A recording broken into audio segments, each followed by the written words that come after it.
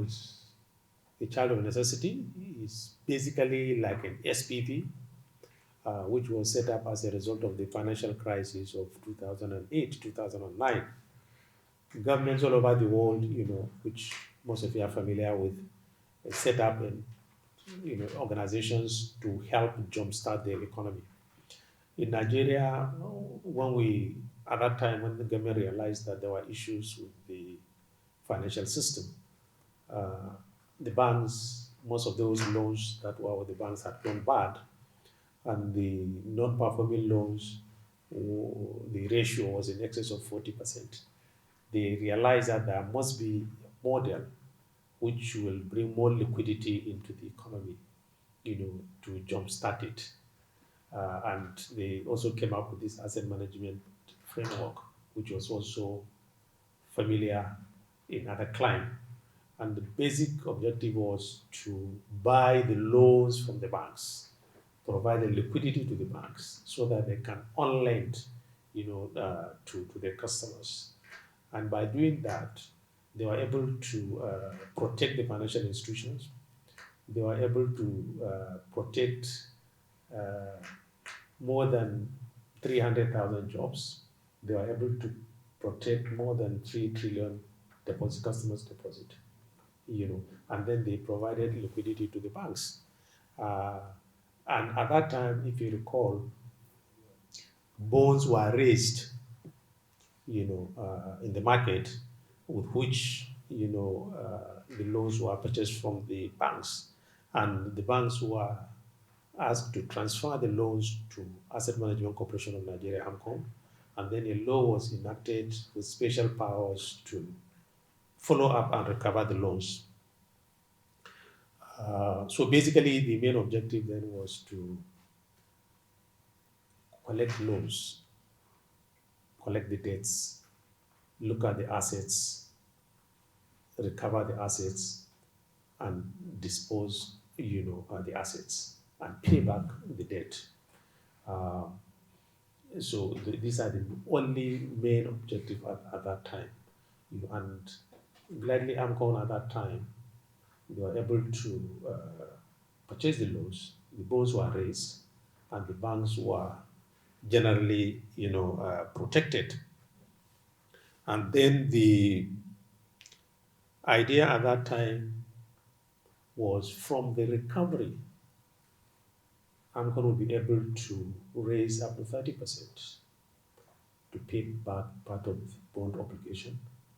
And then from contributions which the banks, the surviving banks agreed, including Central Bank of Nigeria, they will be able to raise 70% to pay the bond. At that time, uh, we raised bond worth 5.6 trillion, with which we are able to bail out the banks.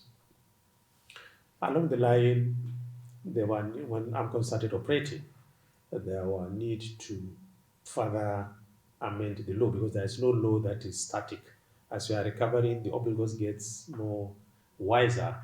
We go back, to the drawing board to get the law amended, and that the law was amended about 3 times. 2010, that was when the original one was enacted, but 2015, 2019, and also 2021, we subsequently amended the law to reflect, the current reality. And at the beginning, we purchased almost 12,700, loans from the banks, and we paid 1.8 trillion. And then there's also financial accommodation of 2.2 trillion. Another client, what they've done was to appropriate some money to support, the economy due to the financial crisis. In Nigeria, actually, we wanted to do that. There was a plan to provide 500 billion naira every year, for like 3, 4 years to support that. But unfortunately, that didn't happen. So there was a financial accommodation of about 2.2 trillion, which was added to the 1.8 trillion that we purchased from the banks, and then the bonds were issued, believing that the collateral value at that time was around 3.3 trillion. So it will cover up, for the shortfall. Usually because of rate of inflation, the value of assets normally goes up above the rate of interest rates. So that was that, assumption at that time. So the loans were purchased and then they were domiciled with Amcon, and Amcon was mandated to, start the process of uh, recovery. We've done quite a lot in the recovery process. Uh, we have so far recovered more than 3.9 trillion, both from the sinking fund, that is the contribution from the banks, and from the recovery, we've made almost 1.4 trillion. Now, if you situate that against the fact that we only paid 1.8 trillion, if it's just simple arithmetic, you will see that the recovery rate is more than 70%. But unfortunately, because of the structure, the loans were purchased from with bond that were issued, and the face value of the bond at that time, like I said, was about 5.6 trillion. It presupposes that there's interest element of it. Now, the tragedy of the whole thing or the situation is that as you are recovering, there's also interest element because the loan that I purchased 1.8 trillion also is attracting interest, averaging around 11% because I have interest that I'm also paying on the bond. So the rate of interest accumulations sometimes goes faster than the recovery. Because as you are recovering, if you're able to recover, hypothetically speaking, 100 billion 1 year, on your bond of 5.6, the average interest that you pay is 250 billion. So for you to be more effective, it has to be 250 plus, and that plus will assume that it should take care of the principal repayment, which originally it was tagged for 10 years. Because when you hear the sunset, wind down, and all this stuff, it's all tied to the funding plan. Because the original funding plan was 20 years, 10 years. And then there was this assumption that the banking industry will grow at a rate of 20% year in, year out. And then because the sinking fund is tied to the size of the balance sheet of the banks, so it was assumed that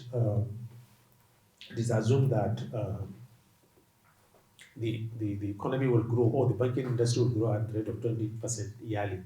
And unfortunately, we all know that for the first, 7, 8 years, the growth in the banking industry is far less than 5% because the economy was also struggling, from 2008, 2009 financial crisis. So, so out of the 3.9 trillion that would have said that is the total collection, you find out that the interest side of it alone is around 1.8 trillion, only interest alone. So the principal really is less than that. The principal repayment is less than 35% of the total collection that you have made at that time. So on one side, you have loans that you have bought from the banks. On this side, you have the bond obligation that you have to also pay. The bond obligation that you have to pay, which is around 4 trillion, also attracts an interest of around 6% annually that will pay to the Central Bank of Nigeria.